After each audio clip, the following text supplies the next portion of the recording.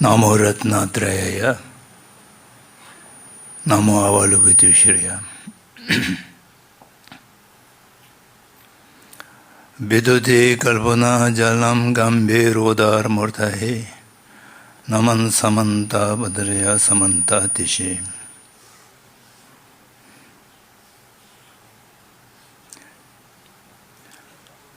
श्रद्धेय प्रवजित संघ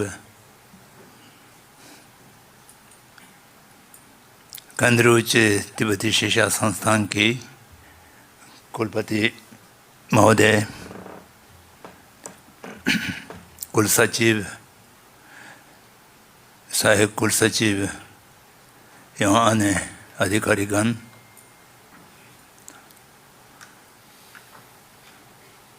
प्राध्यापक वृंद,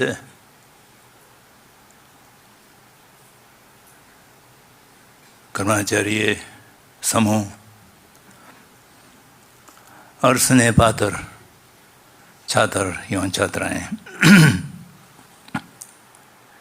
19वीं शताब्दी में 18वीं शताब्दी के अंत से लेकर के 19वीं शताब्दी 20वीं शताब्दी में इस जगत में, इस जगत की मैं कह रहा हूँ कि इस पृथ्वी पर, भूगोल पर बसे हुए जो एक मानव समाज हैं, इसमें बहुत अधिक परिवर्तन हुआ है। इस परिवर्तन को दो दृष्टिकोण से देखा जाते हैं। एक दृष्टिकोण है विकास। पहले मानव बहुत पिछड़ा हुआ था। साइंस और तकनीक की जानकारी से पिछले 2-3 शताब्दियों में मनुष्य ने बहुत विकास किया है। यह एक दृष्टिकोण है। और परंपरा वाले कहते हैं कि समय के ह्रास होता है। सत्ययुग से त्रेता में, त्रेता से ऐसा करके अब कलियुग में आ गए हैं। और कलियुग की जो दोष हैं वो पिछले 200-300 साल में बहुत अधिक प्रकट हुआ है। ये दूसरा दृष्टिकोण है जिसको पश्चात वाला कहते हैं वर्ल्ड व्यू। ये दोनों वर्ल्ड व्यू में कौन सत्य हैं, कौन असत्य हैं, इसका निर्णय तो बहुत बाद में होगा। अभी दोनों अपने अपने पक्ष को, चाहे कोई युक्ति हो या ना हो, लेकिन उसमें सुदृढ़ से पकड़ कर रहना चाहते हैं। इस समय अधिकांश मनुष्य तथाकथित विकास को महत्व देते हैं। और ये एक प्रकार से जागृतता के रूप में देखते हैं। रिनाउंसेंस इत्यादि के शब्द कहा गया है। लेकिन हम केवल इतना ही कहते हैं कि आज से 200-300 पहले जो मनुष्य के जीवन में संतोष और खुशियाँ थे, और आज बहुत अधिक विकास करके हम एक बहुत आर्टिफिशियल इंटेलिजेंस के युग में पहुंच गए हैं। इस समय हमारा संतोष और चित्त की शांति और आनंद की अनुभूति वो कितना होता है। सभी मनुष्य ये सब विकास को लेकर के चिंता मुक्त और बहुत संतोष से जी रहे हैं, या भय और आशंका की छाया में जी रहे हैं, इसका परीक्षण करने से, अपने व्यक्तिगत जीवन में इसका परीक्षण करने से कौन सा विश्व की दृष्टि जो मैंने दो कहा है उसमें कौन सा ही है, कौन गलत है, ये अधिकांश व्यक्तिगत और पारिवारिक जीवन की परिस्थितियों से परीक्षा करेंगे तो आपको ठीक ठीक समझ में आएगा।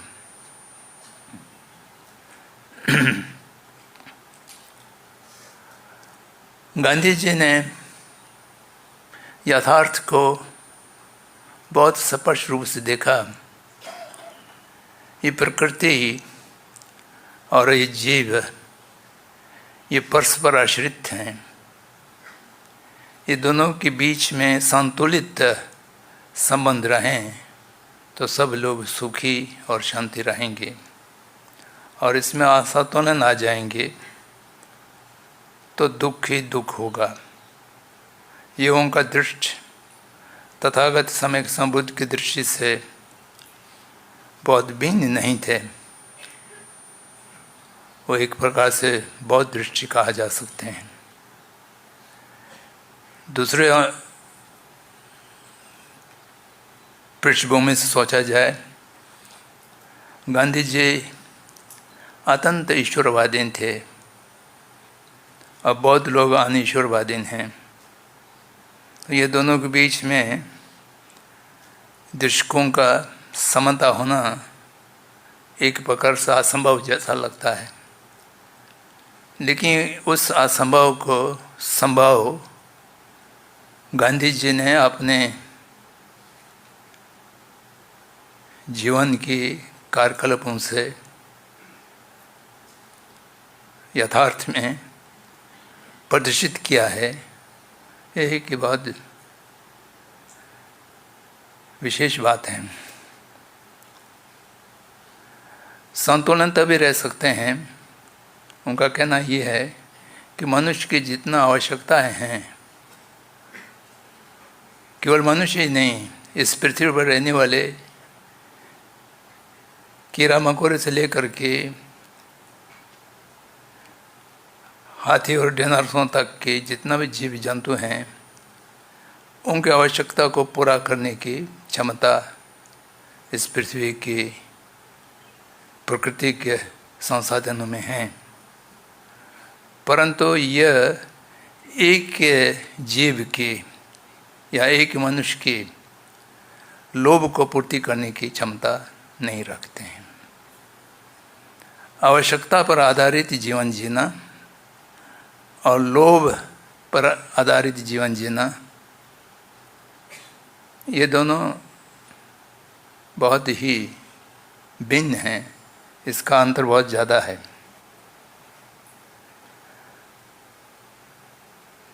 प्राचीन समय में मनुष्य में इतना शक्ति थे कि वो अपने आवश्यकताओं को समय के रूप से संपूर्ण करने की उत्पादन करने की क्षमता रखते थे, और उससे अधिक के उत्पादन करने की क्षमता नहीं रखते थे। तो इसलिए वो संतुलन बना रहा। साइंस और तकनीक के विकास से मनुष्य को एक अनावश्यक चीज़ मिला, वो आवश्यकता से अधिक उपभोग वस्तुओं को ज़्यादा उत्पादन करने की क्षमता मिल गए, और वो केंद्रीकरण भी हो गए। तो इसलिए जो मनुष्य की आवश्यकता है उससे अत्यंत अधिक चीज़ों को उत्पाद करने की जो क्षमता मनुष्य को मिल गए, तो उस उत्पादन को क्या किया जाए, उसको लाभदायक बनाने के लिए मानव के हृदय में बीज रूप में रहने वाले लोभ को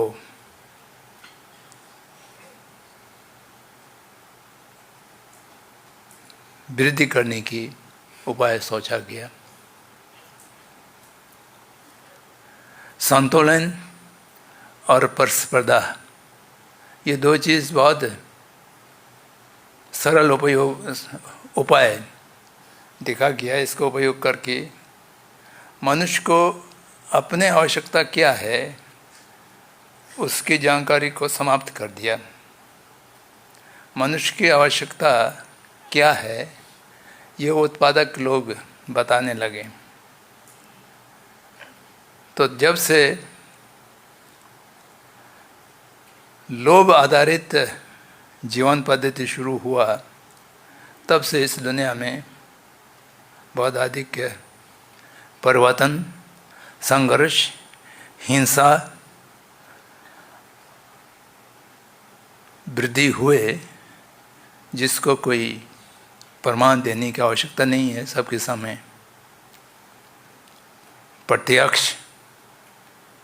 प्रत्यक्ष को कोई प्रमाण की आवश्यकता नहीं होता है। 20वीं शताब्दी में 2 विश्व युद्ध लड़ाए गए और अघोषित कितना युद्ध लड़े गए और कितना हिंसा और आतंक के कार्य में वृद्धि हुआ, ये सब प्रत्यक्ष है।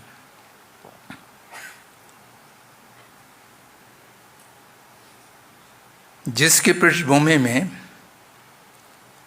पूंजीवाद का एक अर्थव्यवस्था के उदय हुआ, जिसके कारण कार्यकर्ता और कृषक सबसे अधिक शोषित हुए। जिसके हाथ में पूंजी होगा उसके हाथ में सब चीज़ चले गए। इन शोषित वर्ग को देख करके कार्ल मार्क्स ने एक नई चीज़ सोचा, एक समय बाद अर्थव्यवस्था होना चाहिए। उनका विचार बहुत अच्छे थे।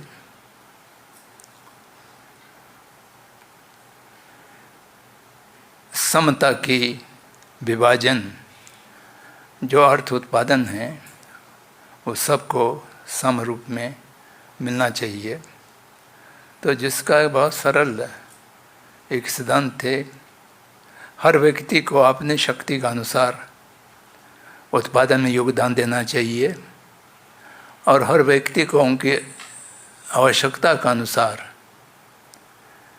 चीज़ों को उपलब्ध होना चाहिए। ये सही था, परंतु उसके उपाय के लिए हिंसा और प्रतिशोध के माध्यम से करना चाहिए। ये मार्क्स के बाद में लेनी वगैरह के विचार था। तो जिससे वो अच्छे सिद्धांत को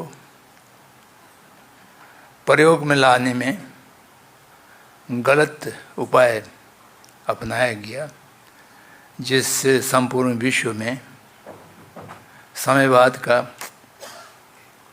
अच्छे सिद्धांत चल नहीं पाए। पूंजीवाद की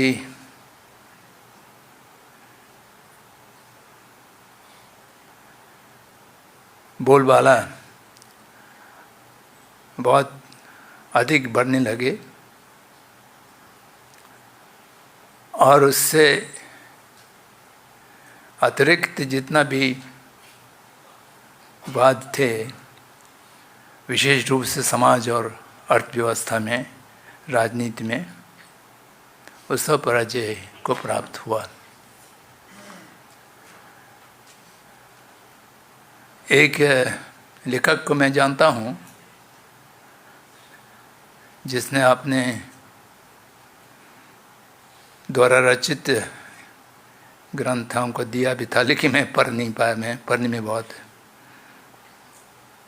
आलसी हूँ। तो उसने लिखा कि the world is ruled by corporates. वो कई वर्षों पहले की बात है, आज तो वो यथार्थ में हो गए हैं। आज संपूर्ण विश्व कुछ औद्योगिक घरानों के माध्यम से संचालित हैं, चाहे वो अमेरिका हो, चाहे वो रशिया हो, चाहे वो चीन हो, या चाहे वो छोटे छोटे देश हो। सब निर्वाचित या लोकतंत्र के माध्यम से आने हुए जो शासक वर्ग हैं, वो केवल मुखटा है। उस सब का संचालन एक दो पूंजीपति करते हैं। अब पूरा दुनिया में वो ढूंढिए, एक भी देश ऐसा नहीं मिलेगा जो देश निर्वाचित सदस्यों के माध्यम से चलते हो, उसके पीछे पूंजीवाद के घरानों का संचालन नहीं हो, ऐसा कोई देश आज मिलता नहीं है। तो इसलिए भोगवाद की जो पूरा मानव मात्र पर कब्जा हो गए हैं, ये कहने में कोई अतिशयोक्ति लगता नहीं है। तो इस परिवर्तन के दौर में बहुत सा सांस्कृतिक, बहुत सा राष्ट्र, बहुत सा सभ्यता हानि पहुँचे हैं, समाप्त की कगार पे पहुंचा दिया है। ये पिछले 200 साल की कहानी है। इसको लोग देखते नहीं हैं। एक व्यापक दृष्टि से इसको देखना चाहिए। कुछ पश्चात विद्वान लोग या पत्रकार लोग हमसे पूछते हैं कि चीन के साथ तिब्बत हजारों वर्षों तक बहुत मित्रता संबंध में रहा है, फिर ये 20वीं शताब्दी के अंत में चीन ने तिब्बत को क्यों कब्जा कर लिया, ऐसा क्यों हुआ? तो मैं उनको कहता हूँ कि यूरोप अमेरिका में पूंजीवाद के सिद्धांत का विकास हुआ, उसलिए तिब्बत चीन कब्जा में चला गया। तो वो कहते हैं कि ये कैसा संभव है? ये तो आपका उत्तर जो है वो सही बात नहीं है। पश्चात में पूंजीवाद की विकास और एशिया में एक देश से दूसरा देश पर आक्रमण करने में क्या संबंध है? तिब्बत में एक कहावत है, गो कार्य संसलब्ध कल को लोग तुम चुनसलवरिस तत्सरा। तुम्हारे सिर पर क्यों चोट लगा है? तो उसके जवाब में मेरे पीछे से किस जानवर ने धक्का दे दिया। पीछे से धक्का देने से सिर पर कैसा? पीछे से धक्का देने से वो गिर गए तो सिर पर चोट आया। तो ये कोई असंबंध बात नहीं है। भोगवाद के विकास की और सारे मानव कुछ पूंजीपतियों के नियंत्रण में जाने के फलस्वरूप 20वीं शताब्दी में चीन गए, रशिया गए, तिब्बत गए और बहुत और देश शिकियान हैं। इस तरह से कई देश में विभाजन हुआ, बहुत सा देश स्वाधीन भी हुआ, वो अनेक घटनाएं घटे। तो आज संपूर्ण विश्व में कोई पूंजीवाद के अतिरिक्त अर्थव्यवस्था बचा नहीं। बहुत उम्मीद थे शुरू में रशिया और चीन समयवाद का पालन करेंगे।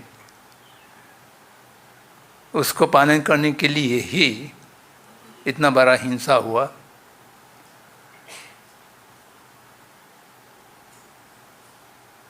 इतना बड़ा संघर्ष हुआ, लाखों करोड़ों लोगों के ज्ञान गए, संपत्ति गए, लेकिन अंतर्गत हुआ कुछ ही दशक में, हम लोगों के जीवन काल में रशिया कैसा पूंजीवाद बने, चाइना कैसा पूंजीवाद बने, और उस पूंजीवाद के साथ तानाशाही के शासन बने रहे। किसिंगर अमेरिका के एक प्रसिद्ध राजनायक थे, अभी कुछ दिन पहले उनका देहावसान हुआ। उनका कहना था कि अर्थव्यवस्था में खुलेपन आएंगे तो शासन व्यवस्था तानाशाही रह नहीं सकेंगे। Economic liberalisation will lead to the automatic liberalization of political system। इस सिद्धांत को लेकर के चीन पूंजीवाद होने के लिए अमेरिका ने बहुत सहायता किया। न केवल पूंजी निवेश करके, अपितु सब तकनीक और बाजार खुजवा करके, और चीन आज पूंजीवाद बन गए, लेकिन मानववाद नहीं बन पाए। उनका राजनीतिक परिस्थिति प्रजातंत्र या लोकतंत्र की ओर जाने की बात को छोड़ करके, और उनका तानाशाही बहुत सुदृढ़ होने में ये पूंजीवाद का सहायता मिला। लोभ आधारित अर्थव्यवस्था जो है वह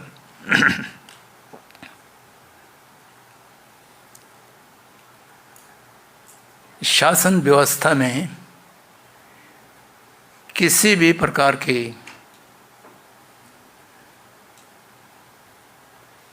परिवर्तन लाना या नियंत्रण करने में बहुत सुविधा रहते हैं।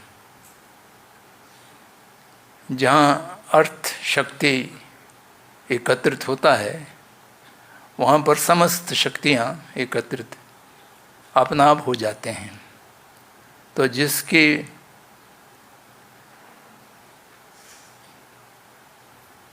नुकसान जो है, हानि जो है, वो साधारण जनता को भोगना पड़ता है। और केवल जनता ही नहीं, शिक्षा, सभ्यता, सांस्कृतिक और परंपरा सब इसमें क्षति हो जाते हैं।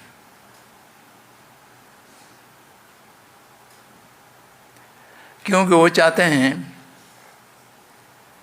कि विविधता ना रहे। वैश्वीकरण का एकमात्र अर्थ यही है, हर चीज़ को एक जैसा बना दिया जाए, यूनिफॉर्म जिसको कहते हैं वो बना दिया जाए। जहाँ पर विविधता नहीं रहेंगे तो वहाँ पर आर्थिक दृष्टि से शोषण करने में बहुत सुविधा मिलते हैं। प्राकृतिक रूप से जगत विविधताओं से बनते हैं।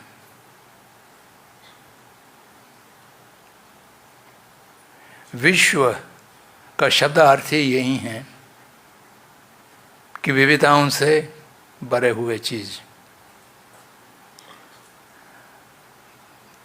अंग्रेजी भाषा में भी यूनिवर्स का यही है, विविधताओं का एकता। वो नहीं चाहते हैं, एक ही में है एकता।